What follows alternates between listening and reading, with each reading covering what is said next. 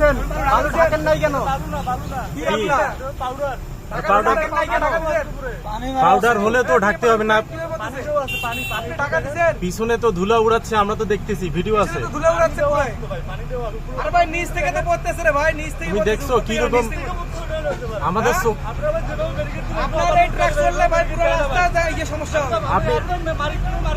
আপনি ইয়া করেন, ঢাকার ব্যবস্থা করেন।